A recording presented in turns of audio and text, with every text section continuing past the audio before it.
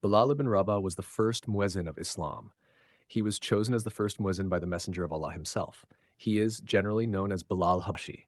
Bilal was one of the most trusted and loyal companions of the Messenger of Allah.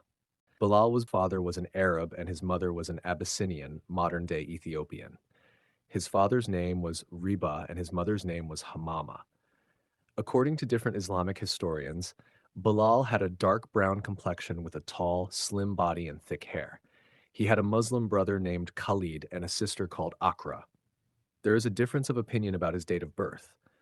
According to some scholars, Bilal was born 53 years before Hijrah, 570 AD, but according to others, he was born about 43 years before Hijrah, 580 AD. He was brought up in Makkah.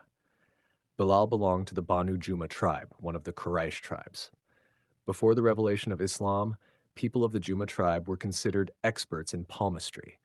Bilal's parents were slaves, and slaves had the lowest status in society, forced to obey all orders given by their masters.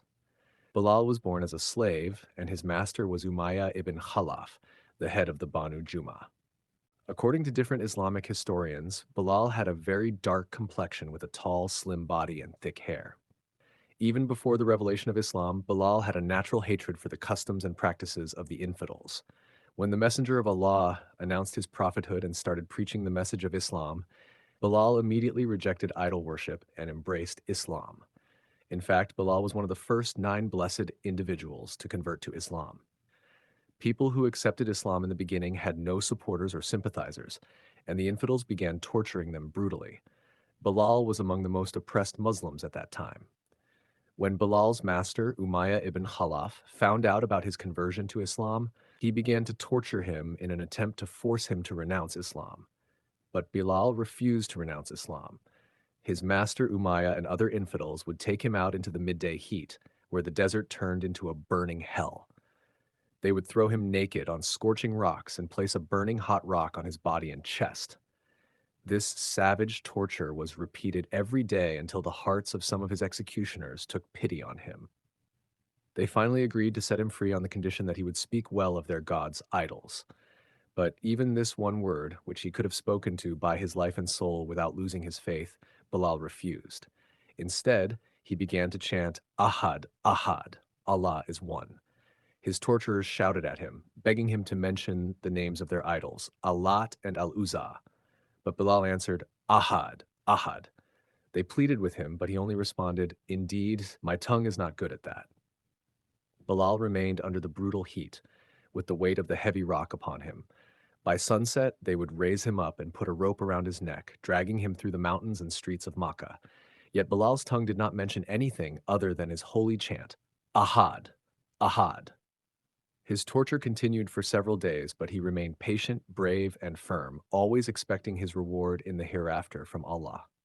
News of Bilal's suffering reached the Prophet, and he sent Abu Bakr to negotiate for his emancipation. Abu Bakr went to Umayyah, who was torturing Bilal, and shouted, Are you killing a man because he says, Allah is my Lord? Then Abu Bakr turned to Bilal's master Umayyah and said, Take more than his price and set him free. Umayyah, seeing the opportunity for profit, agreed to sell Bilal to Abu Bakr. Abu Bakr immediately set Bilal free.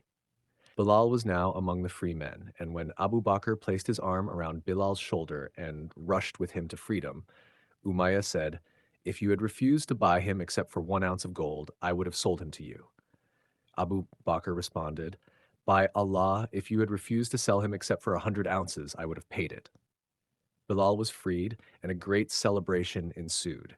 He became one of the most trusted and loyal companions of the Prophet.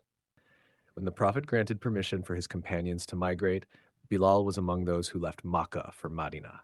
After arriving in Medina, Bilal lived in the same house as Abu Bakr and Amir bin Fahriya. When the Prophet established the bond of brotherhood between the Muhajirin, migrants, and Ansar, Muslim residents of Medina, Bilal and Abu Ruwayha became brothers. Once in Medina, the Prophet instituted the Adhan call to prayer and appointed Bilal as the first Muezzin. Despite being African, Bilal's unique pronunciation of the Arabic word ashhadu was a cause of laughter among the people of Medina. But the Prophet rebuked them, explaining how beloved Bilal was to Allah for his unwavering faith during the tortures in Makkah. Bilal had a beautiful resonant voice that would cause everyone to stop their work and rush to the mosque as soon as they heard the adhan. The moment Bilal called the adhan, the Prophet would come to lead the prayer. Bilal would also say the Iqama before the prayer began. Bilal stood alongside the Prophet in all the significant battles, including Badr, Uhud, and the Battle of the Trench. In the Battle of Badr, Bilal killed his former master, Umayyah ibn Khalaf.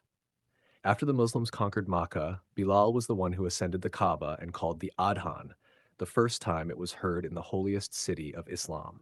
The Prophet once said, "Bilal is an inmate of paradise." He encouraged the family of Abu Bukayr to marry their sister to Bilal, which they did after hearing the Prophet's words.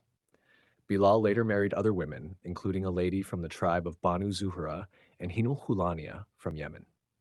Bilal's honor, the Prophet once told Bilal, "O Bilal, what special deeds you have done that I hear the sound of your footsteps ahead of me in paradise."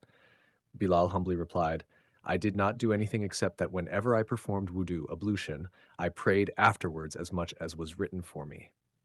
On his deathbed, Bilal's wife cried, saying, "What a painful affliction." Bilal replied, "What a great joy. Tomorrow I will meet my loved ones, Muhammad and his companions." It is believed that Bilal died in Syria between 638 and 642 AD. May peace be upon Bilal ibn Rabah for eternity.